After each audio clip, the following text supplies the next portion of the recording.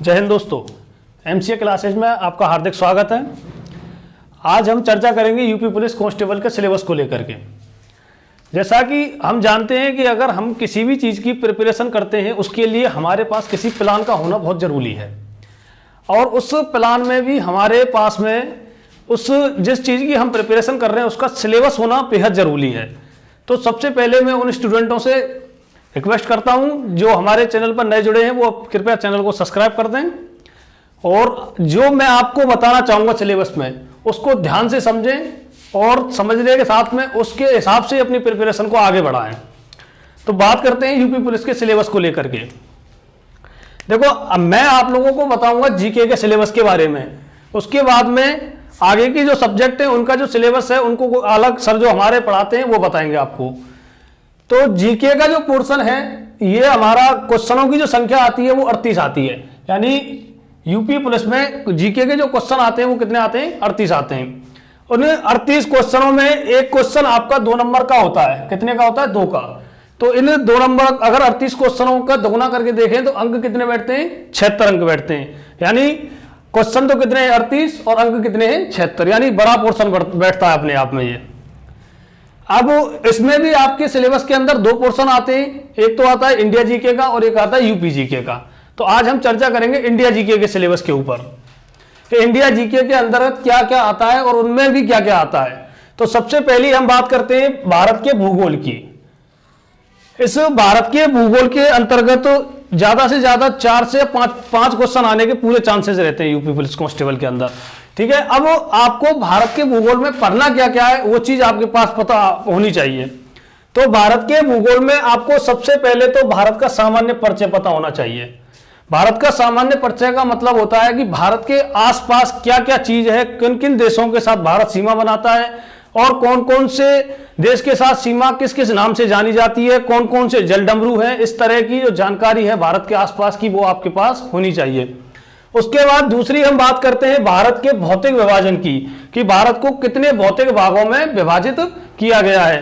ये पोर्शन आपका जो है सबसे इंपॉर्टेंट टॉपिक माना जाता है राजस्थान आपकी भारत की ज्योग्राफी के अंदर। ठीक है, उसके बाद हम बात करेंगे तीसरे नंबर पर भारत के अफवाह तंत्र की। इस भारत के अफवाह तंत्र को आपको यूपी के विशेष संदर्भ में पढ़ना है, यूपी के विशेष संदर्भ में पढ़ना है। यानी जो, हालांकि हम ये बात मानते हैं कि भारत की अधिकांशतः जो नदियां हैं वो यूपी से होकर के गुजरती हैं, इसलिए उनको हमें यूपी के संदर्भ में विशेषतः पढ़ना पड़ेगा।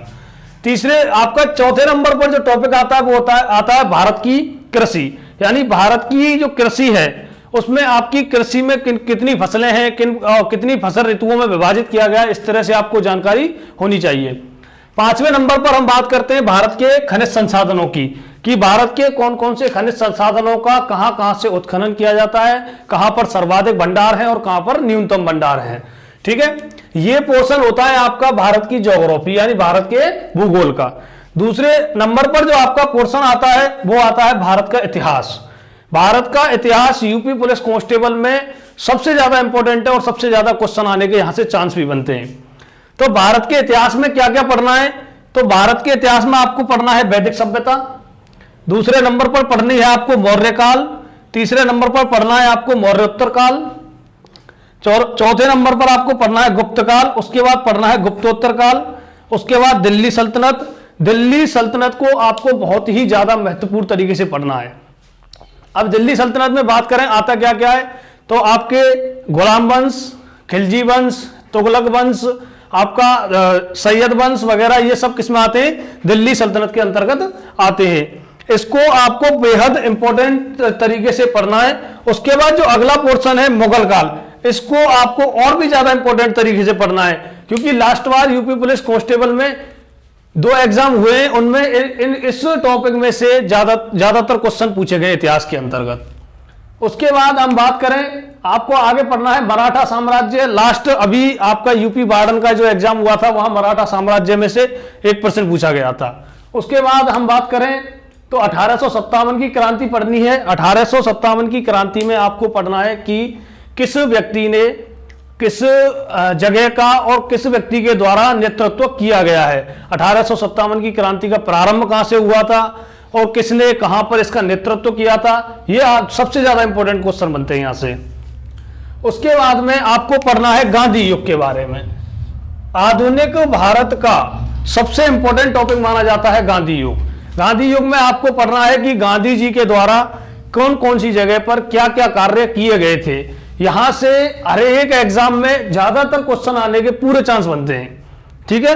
गांधी युग के बाद आपको पढ़ना है प्रमुख राष्ट्रीय आंदोलन। इस राष्ट्रीय आंदोलन के अंतर्गत एक क्वेश्चन लास्ट बार यूपी पुलिस कांस्टेबल में पूछा भी गया है और आगे भी पूछे जाने के चांसेस हैं।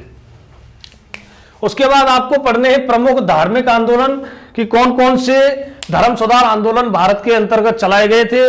जैसे बात करें राजा राममोहन रॉय, विवेकानंद, दयानंद सरस्वती, ज्योतिबा फूले, इस तरह के जो व्यक्तित्व थे जिन्होंने भारत में धार्मिक आंदोलनों को प्रारंभ किया था, उनके बारे में आपको इन धार्मिक आंदोलनों के अंदर विस्तृत रूप से पढ़ना है। उसके बाद आपको भारत के प्रमुख गवर्नर जनरल के बारे में पढ़ना है कि कौन कौन से गवर्नर जनरल भारत में आए थे, भारत के पहले गवर्नर जनरल कौन थे, भारत के पहले वायसराय कौन थे और किस गवर्नर जनरल के द्वारा भारत में क्या क्या कार्य किए गए हैं। जैसे एग्जाम्पल के तौर पर आपसे मैं पूछूं कि गैंगिंग एक्ट किस गवर्नर जनरल के द्वारा लागू किया गया था, तो गैंगिंग एक्ट को लागू करने वाला गवर्नर जनरल था लॉर्ड लिटन, ठीक है। इस तरह के क्वेश्चन आने के चांसेस बनते हैं। यह होता है तुम्हारा इतिहास का पोर्शन। इतिहास के पोर्शन के बाद आपको पढ़ना है भारतीय संविधान एवं राज्य व्यवस्था। इसके यूपी पुलिस कांस्टेबल में ज्यादातर आने के चांस बनते हैं क्योंकि यूपी एसआई का जो एग्जाम होता है उसमें सबसे महत्वपूर्ण जो टॉपिक माना गया है वो भारतीय संविधान ही माना गया है, ठीक है। तो इसके यूपी पुलिस कांस्टेबल में भी आने के चांस हैं।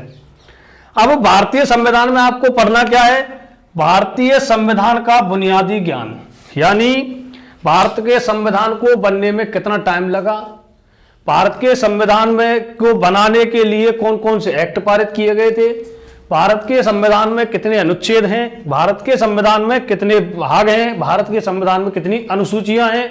इस तरह के जो बातें हैं वो आपको भारत के संविधान के बुनियादी ज्ञान में पढ़नी पड़ेंगी।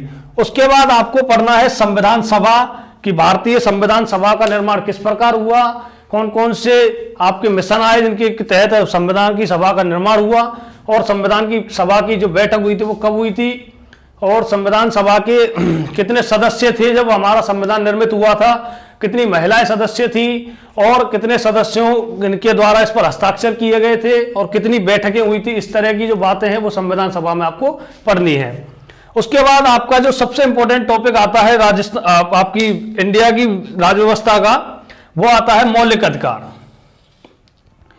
ये मौलिक अधिकार वाला जो टॉपिक है ये यूपी पुलिस कांस्टेबल ही नहीं बल्कि इंडिया का कोई भी एग्जाम हो उसकी दृष्टि से सबसे ज्यादा इंपॉर्टेंट है, क्योंकि मौलिक अधिकार को का जो वर्णन है वो भारतीय संविधान के भाग 3 के अंतर्गत है और भारतीय संविधान के भाग 3 को भारतीय संविधान का मैग्ना कार्टा कहा गया है और यहां से ज्यादातर क्वेश्चन आने के चांस बनते हैं, ठीक है।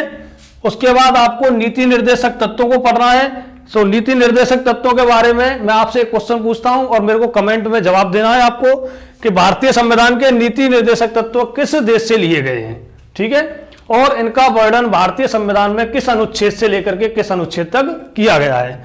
उसके बाद आपको यह पढ़ना है कि भारतीय संविधान में जो मौलिक कर्तव्य हैं वो कहां से लिए गए हैं, मौलिक कर्तव्यों को भारतीय संविधान में लाने की सिफारिश किस समिति ने की थी और किस देश से लिए गए हैं, ठीक है। उसके बाद आपको संघीय व्यवस्थापिका पढ़नी है, यानी संघीय व्यवस्थापिका के अंतर्गत आते हैं आपके राष्ट्रपति, आपके प्रधानमंत्री, आपकी संसद, आपके संविधान सभा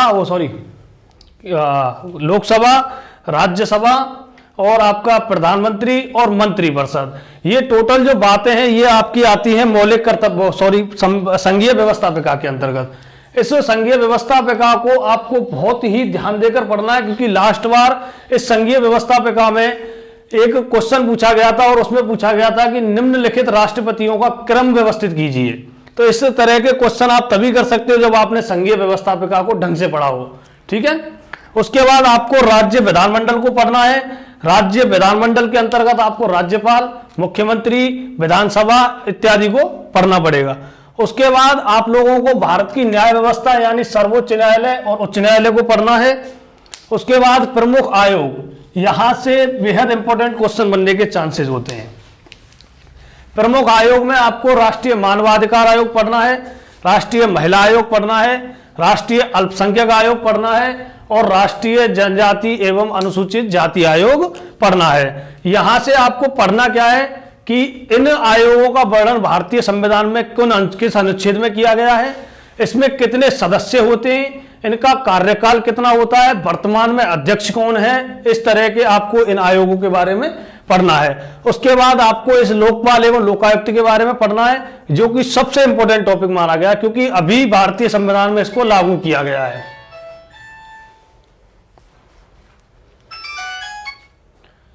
उसके बाद में आप लोगों को जो नंबर 4 पॉइंट पढ़ना है वो है भारत की अर्थव्यवस्था। भारत की अर्थव्यवस्था इतनी विस्तृत नहीं है, लेकिन इसमें से क्वेश्चन आने के बहुत ज्यादा चांसेस रहते हैं। यूपी पुलिस कांस्टेबल में लास्ट बार एग्जाम हुआ था, उसमें से बैंकिंग में से क्वेश्चन पूछा गया था। तो आपको सबसे पहले तो भारत की बैंकिंग व्यवस्था के बारे में विस्तृत रूप से पढ़ना है कि भारत में सबसे पहले खोली गई बैंक कौन सी है, भारत की सबसे बड़ी बैंक कौन सी है, भारत में बैंकों का राष्ट्रीयकरण कब किया गया था। इस तरह के क्वेश्चन आपको बैंकिंग के अंदर पढ़ने हैं। उसके बाद भारत की बजट व्यवस्था को पढ़ना है कि भारत का जो बजट है वो किस अनुच्छेद में बताया गया है, भारत के बजट को प्रस्तुत करने का श्रेय किसको दिया जाता है सबसे पहले। इस तरह की बातें आपको भारत के बजट के अंदर पढ़नी है। उसके बाद आपको भारत की कर व्यवस्था को पढ़ना है। कर व्यवस्था में भी आपको जीएसटी को बहुत ज्यादा इंपॉर्टेंसी देकर पढ़ना पड़ेगा। जीएसटी में से लास्ट बार क्वेश्चन पूछा जा चुका है और आगे भी क्वेश्चन पूछे जाने की संभावना है। अब जो 5वां पॉइंट है वो है भारत का विविध, यानी वह भाग जो ना तो भूगोल में आता है, ना इतिहास में आता है, ना कोई अर्थशास्त्र में आता है, ना कोई राजव्यवस्था में आता है। यानी जो अलग ही टॉपिक होते हैं उनको हम विविध की श्रेणी में रखते हैं। तो उनमें आपको पढ़ने कौन कौन से हैं, तो आपको सबसे पहले पढ़ना है खेलकूद कि किस खिलाड़ी के द्वारा सबसे ज्यादा रन बनाए गए हैं, कौन सा खिलाड़ी वर्तमान में आईसीसी ऑफ द प्लेयर इस तरह से चुना गया है। ऐसे कई सारे क्वेश्चंस खेलकूद में से बनते हैं। तो ये खेलकूद के बारे में आपको मोस्टली फोकस देना है क्योंकि इसमें से कौन से खेल में कितने खिलाड़ी होते हैं, किस खिलाड़ी का संबंध किस खेल से है, इस तरह के क्वेश्चन कई बार पूछे जा चुके हैं। आगे आप लोगों को जो ध्यान देना है, सबसे महत्वपूर्ण प्रमुख राष्ट्रीय एवं अंतर्राष्ट्रीय पुरस्कार।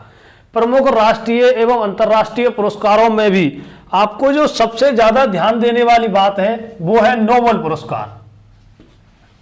नोबेल पुरस्कार, इस नोबेल पुरस्कार के बारे में आपको विशेषता याद होना चाहिए कि इसकी स्थापना कब हुई थी, किसकी याद में दिया जाता है, किन किन भारतीयों को दिया जा चुका है, सबसे कम उम्र के कौन प्राप्त करता है और सबसे ज्यादा उम्र के कौन प्राप्त करता है, वर्तमान में किसको दिया गया है, कौन सी तारीख को इसको दिया जाता है। इस तरह के क्वेश्चन आपको इसमें से आने चाहिए क्योंकि सबसे ज्यादा इंपॉर्टेंट पोर्शन है। क्योंकि लास्ट यूपी पुलिस के 2 एग्जाम हुए हैं, उन दोनों एग्जामों के अंतर्गत नोबेल पुरस्कार में से क्वेश्चन पूछा जा चुका है। इसके अलावा पुलित्जर पुरस्कार, रेमन मैग्सेसे पुरस्कार, इस तरह के जो अन्य पुरस्कार हैं उनके बारे में भी आपको जानकारी होनी चाहिए। तीसरा जो पोर्शन बनता है वो बनता है प्रमुख राष्ट्रीय एवं अंतर्राष्ट्रीय दिवस, यानी कौन सा राष्ट्रीय दिवस किस तिथि को मनाया जाता है, कौन सा अंतर्राष्ट्रीय दिवस किस तिथि को मनाया जाता है। इस तरह की आपको पता होना चाहिए। जैसे लास्ट बार हुआ क्या, यूपी पुलिस कांस्टेबल के एग्जाम में क्वेश्चन पूछा गया था कि विश्व स्वास्थ्य दिवस किस दिन मनाया जाता है। तो इस तरह के क्वेश्चन इन दिवसों में से पूछे जाते हैं। तो आपको इन दिवसों के बारे में अच्छी तरह से नॉलेज होनी चाहिए। अगला जो पॉइंट है वो है भारत के प्रमुख पर्यटन स्थल, यानी भारत में घूमने लायक कौन कौन सी जगह हैं, इनके बारे में आपको पता होना चाहिए। क्योंकि अभी उसका जेल वार्डन वाला एग्जाम हुआ था यूपी का, उसमें क्वेश्चन पूछा गया था कि अंकोर वाट मंदिर किस देश में स्थित है। ठीक है, वो देश से पूछा गया था, लेकिन हो सकता है कि आपसे कोई भारत के संदर्भ में भी पूछ ले कि भाई फलाना स्थान और किस राज्य में स्थित है या किस स्थान पर स्थित है। इस तरह के आप क्वेश्चन आपसे पूछे जा सकते हैं। उसके बाद भारत के शास्त्रीय नृत्य कथक, कथकली, ओडिसी, मणिपुरी और कुचिपुड़ी, इस तरह के जो शास्त्रीय नृत्य हैं उन नृत्यों के बारे में आपको पता होना चाहिए कि कौन सा शास्त्रीय नृत्य किस राज्य से संबंध रखता है और कौन सा व्यक्ति किस शास्त्रीय नृत्य से संबंध रखता है, ये आपको पता होना चाहिए। उसके बाद में आपको भारत के प्रमुख लोक नृत्य, जैसे गरबा किस राज्य का लोक नृत्य है, भांगड़ा किस राज्य का लोक नृत्य है, इस तरह के क्वेश्चन आपको पूछे जा सकते हैं। तो आपको ये भारत के जो लोक नृत्य हैं इनको बहुत ध्यान से पढ़ना है। और भारत की लोक कला यानी भारत की जैसे मंडाना है, पिछवाइयां हैं और आपकी नौटंकी है, इस तरह की जो आपकी लोक कलाएं हैं वो कौन कौन से राज्यों की प्रसिद्ध हैं और कब इनका आयोजन किया जाता है, इस तरह के क्वेश्चन आपको आने चाहिए। उसके बाद में ये सबसे इंपॉर्टेंट पोर्शन बनता है विविध के अंतर्गत, क्योंकि लास्ट 2 एग्जाम हुए यूपी पुलिस के और दोनों एग्जामों में ही इसमें से क्वेश्चन पूछा जा चुका है कि इस आपको एक देश दिया जाएगा, या तो पूछा जाएगा इसकी राजधानी कौन सी है, या फिर राजधानी दी जाएगी और पूछा जाएगा कि ये किस देश की राजधानी है, या मुद्रा दी जाएगी और पूछी जाएगी कि इस मुद्रा का प्रचलन किस देश में होता है, या फिर देश देकर के पूछेगा कि इस देश में किस मुद्रा का प्रचलन होता है। उसके बाद में आपको आगे जो ध्यान देना है, सबसे महत्वपूर्ण बिंदु, लगभग 38 क्वेश्चनों में से 8 से 10 क्वेश्चन समसामयिक विषय यानी करंट अफेयर्स में से आने के चांसेस होते हैं, और लास्ट एग्जाम हुए उनमें आए भी हैं। तो इसलिए आपको करंट को तो साथ की साथ लेकर के पढ़ना है।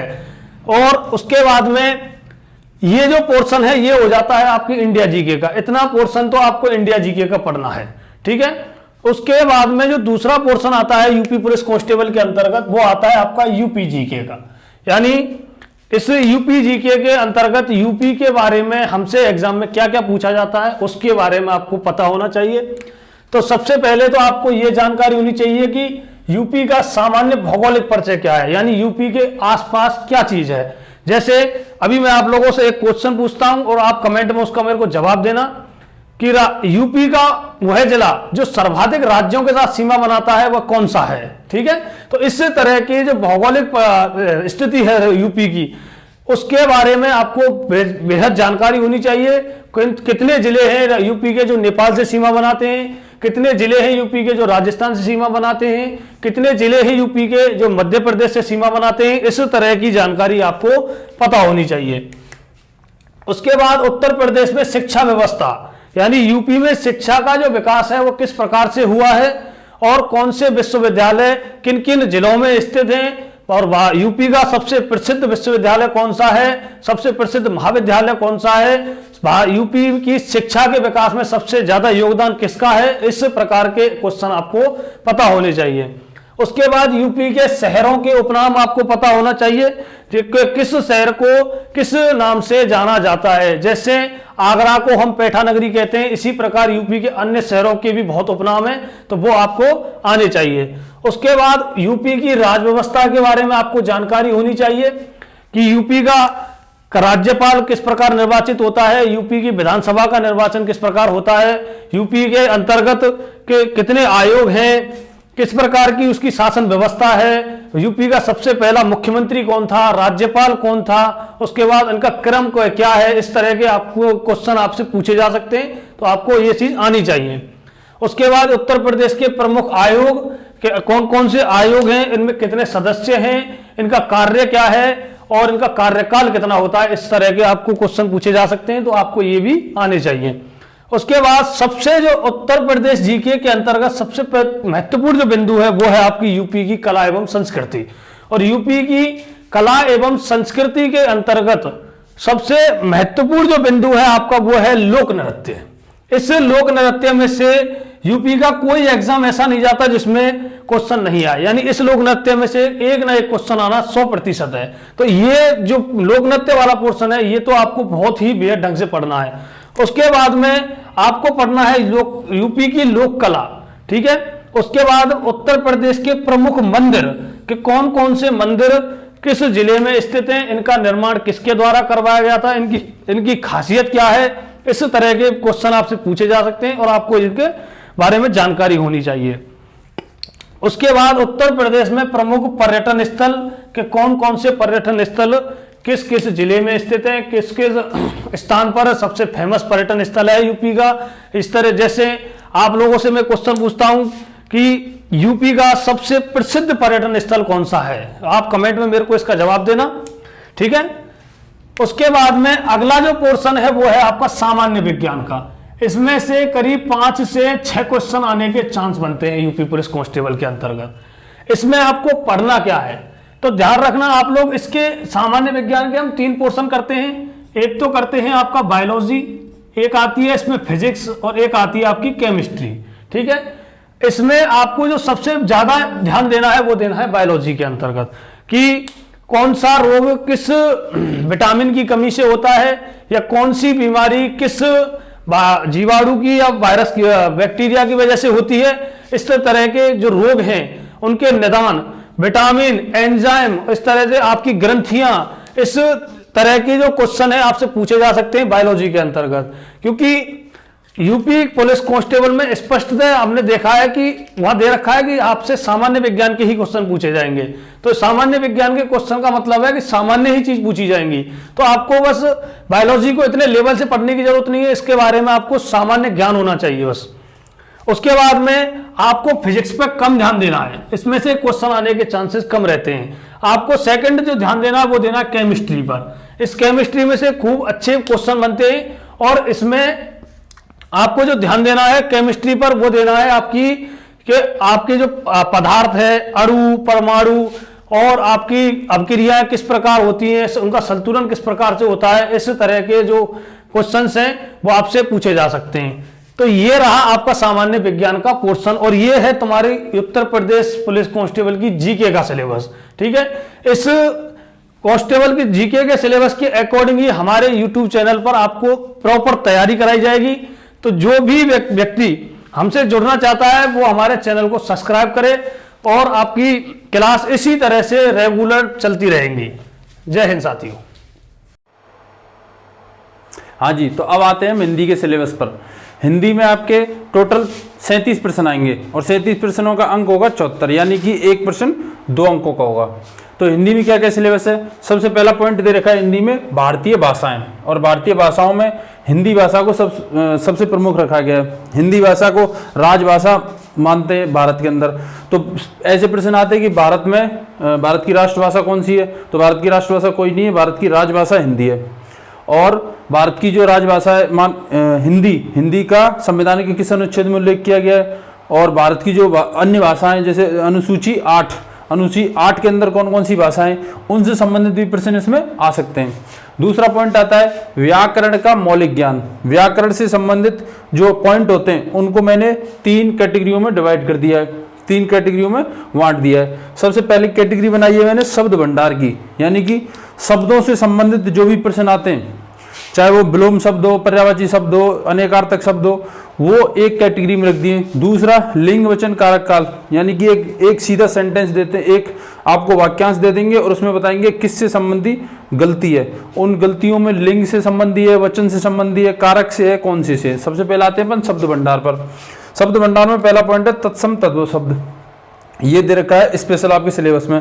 तो तत्सम तद्भव शब्दों में से प्रश्न आना बिल्कुल कंपलसरी हो जाता है। जैसे तत्सम तद्भव में त्योहार है, त्योहार को तद्भव शब्द है।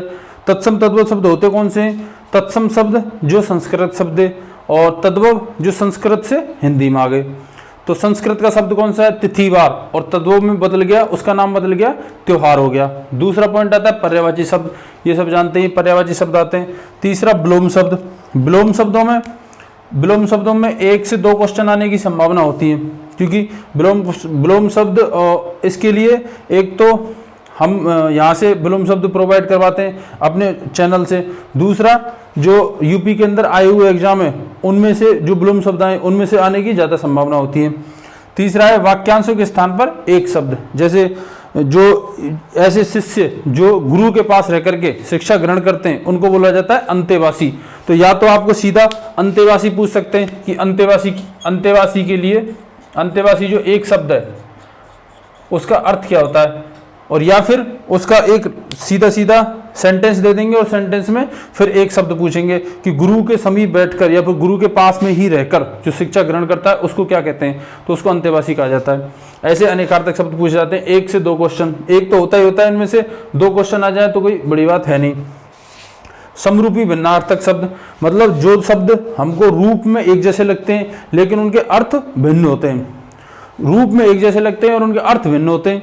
ऐसे कौन कौन से शब्द होते हैं और उन शब्दों के बारे में 1 से 2% पूछे जाते हैं कांस्टेबल के एग्जाम में। जैसे अग और अग, अब इनका जब हम उच्चारण करते हैं तो हमें एक जैसे लगते हैं, लेकिन जब इनका अर्थ निकालते हैं तो इनके अर्थ थोड़े अलग अलग आ जाते हैं। जैसे अग का अर्थ आता है पाप और अग का अर्थ है जाया ना जा सके। जैसे सूर्य होता है, सूर्य पर कोई नहीं जा सकता, तो ऐसी जगह को अग बोला जाता है। या पहाड़ पर्वत जो होते हैं उनको भी अग बोला जाता है। फिर इसी शब्द भंडार में मैंने इसको रख दिया है, अशुद्ध वाक्यों के हेतु अशुद्ध वाक्यों को शुद्ध करना।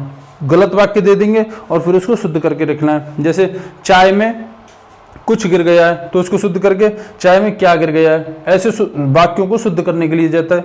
इसमें से 1 से 2% आने की संभावना होती है।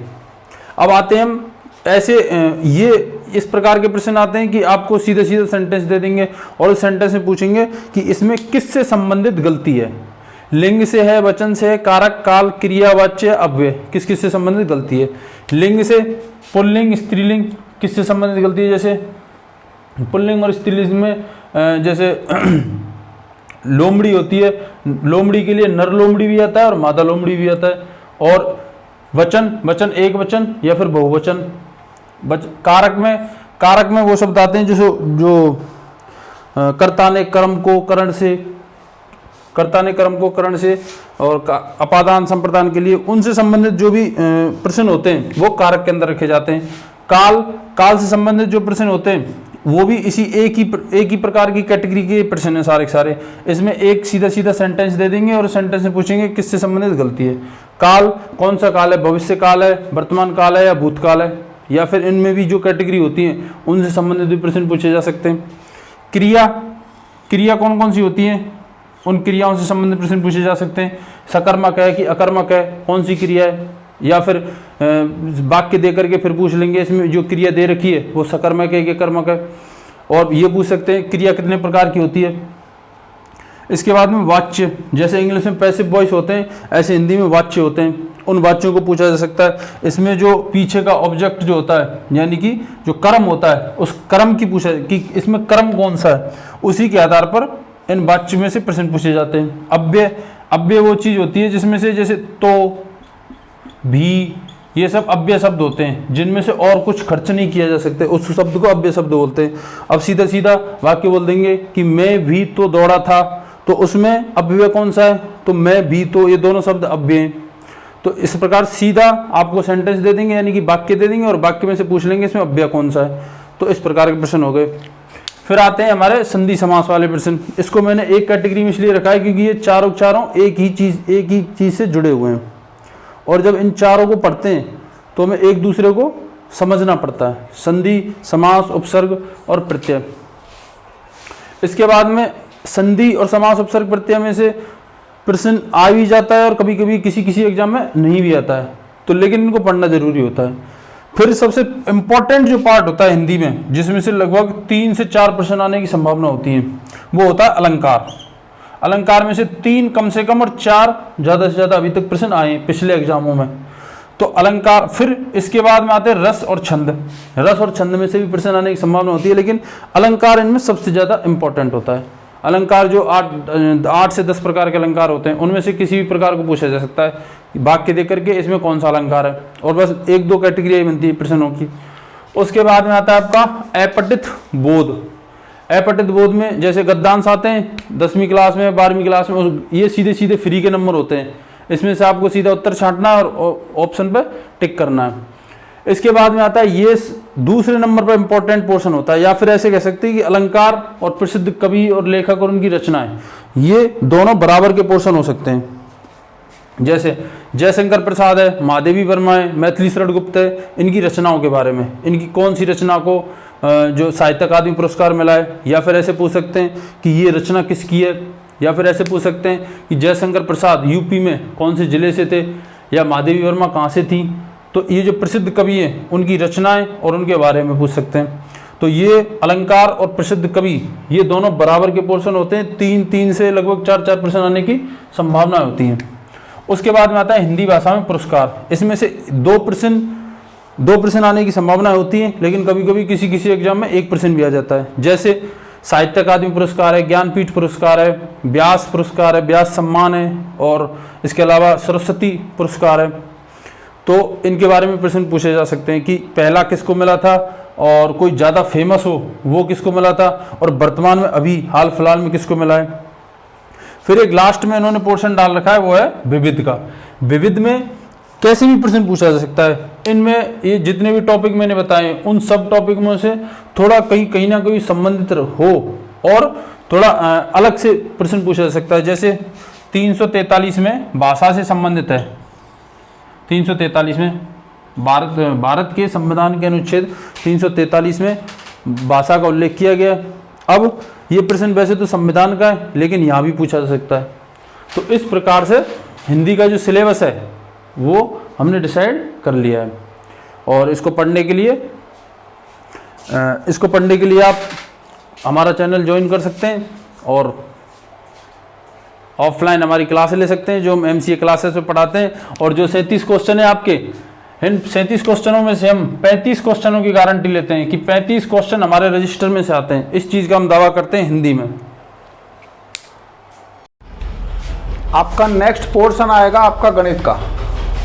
देखिए, आपको ऐसा लगता होगा कि आपके कांस्टेबल के पेपर में मैथ के शायद 15 से 20 सवाल के ही बीच में आते हैं, और बाकी ज़्यादा नंबरों की कि 57, 56 मार्क्स, वो 56 क्वेश्चन जो हैं आपके रीजनिंग के ही आते हों।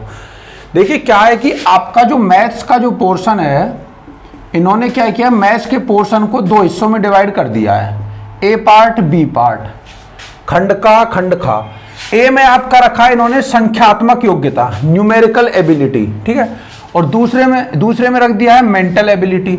हालांकि ये मेंटल एबिलिटी आपका रीजनिंग का ही पोर्शन है, लेकिन इसको उन्होंने फिर भी मैथ के पोर्शन में रखा है। अब आप चाहे इसको ऐसे पढ़ लीजिए कि हमें रीजनिंग के 56, 57 क्वेश्चंस अटेम्प्ट करने हैं, या फिर आप ऐसे पढ़ लीजिए कि मैथ के 38 आएंगे, जिसमें जो दूसरा पोर्शन होगा उसमें अधिकतर आपके रीजनिंग के ही क्वेश्चन होंगे, ठीक है। ये देखिए, आपका जो न्यूमेरिकल एबिलिटी का पोर्शन होगा उसमें 18 से 19 प्रश्न होंगे। आप इन टॉपिकों को गिनेंगे तो ये आपके 13 टॉपिक बैठते हैं लगभग। कितने? 13 टॉपिक्स हैं ये। इसमें से ये संख्या पद्धति का एक सवाल इसका है कन्फर्म, और एक सवाल ये आपकी मेंसुरेशन है, इसका है। बाकी के ये जो है ना, इनमें से किसी में 2-3 का आंकड़ा ऊपर नीचे हो सकता है, लेकिन फिर भी औसतन हर पेपर में देखा गया तो इसमें मैक्सिमम 20 क्वेश्चन से ज़्यादा शायद किसी शिफ्ट में नहीं आए थे। एक में शायद 21-22 हो गए, नहीं तो सब में 20 से कम ही थे इसके। और आपके मेंटल एबिलिटी के किसी में 20 से 22 सवाल भी मिल गए थे। तो आप एक एवरेज ऐसे लगा के चलिए कि 38 प्रश्नों में से 19 इसके आने की चांस है, 19 इसके। कुछ भी आगे पीछे होता है तो 1-2 सवाल का ऊपर नीचे हो जाएगा। आपके नंबर सिस्टम का एक क्वेश्चन हो गया। सरलीकरण सिंप्लीफिकेशन के आपके 2 सवाल आ सकते हैं। दशमलव भिन्न का भी एक बनता है। HCF LCM के 2 हो गए। अनुपात समानुपात के भी 2 से 3 हो गए। प्रतिशत के भी 2 बन जाते हैं। लाभ हानि के भी 2 बन जाते हैं। छूट के भी 2 बन जाते हैं। मतलब कंफर्म नहीं है, ये 2 ही आएंगे, एक आध सवाल का ऊपर नीचे हो सकता है। ये आपका चक्रवृद्धि भी आ जाए, इसमें 2 से 3 सवाल आ जाते हैं, 2 से 3 सवाल। साझेदारी के भी 1 से 2 सवाल आने की संभावना है। एवरेज का जो चैप्टर है ये भी 2 से 3 क्वेश्चंस का वेटेज रखता है। समय, कार्य और दूरी, इसमें भी 2-3 सवाल बन जाते हैं। और मेंसुरेशन का 1 हो गया। आप इनको काउंट करोगे तो ये आंकड़ा आपका लगभग 17 से 20 सवाल के बीच में बना देता है, और इतने ही आने की संभावना होती है इसमें। आपका जो बी पोर्शन होगा, जिसको आप लोग रीजनिंग समझ के पढ़ते हो, हाँ है रीजनिंग का ही पोर्शन है, और कंपटीशन में आप देखोगे रीजनिंग का ही पोर्शन है। इसमें तार्किक आरेख, अब आप इन टॉपिकों को गिन के देखो एक बार, 1 2 3 4 5 6 7 8 9 10 और 11 टॉपिक हैं, और इन 11 में से आपको 19 से 20 क्वेश्चंस कवर करने हैं। तो आप एवरेज देखोगे तो आपको मिलेंगे कि हर चैप्टर से लगभग 2 क्वेश्चन बैठ जाते हैं। अब ये कहना तो कि मैं कह दूं आपको कि इससे 2 या इससे 3 आएंगे, तो ये तो गलत हो जाएगा। इतना जान लीजिए कि आप ये समझिए कि आपको 2 सवाल औसतन हर चैप्टर में से मिल ही जाएंगे, ठीक है। फिर दूसरी चीज, आपको ये तो नहीं पता कि 2 आएंगे, 1 आएगा, 3 आएगा, लेकिन मैं आपको एक चीज कंफर्म बता रहा हूं कि आपको पढ़ने तो ये सारे ही टॉपिक पढ़ेंगे, सारे टॉपिक पढ़ने पड़ेंगे। अब किस में 19-20 सवाल के आंकड़ों को किसी में 3 पूछ ले, हो सकता है किसी में पूछे भी ना, ये भी कंफर्म थोड़ी है, लेकिन आपको पढ़ाई पूरी करनी है।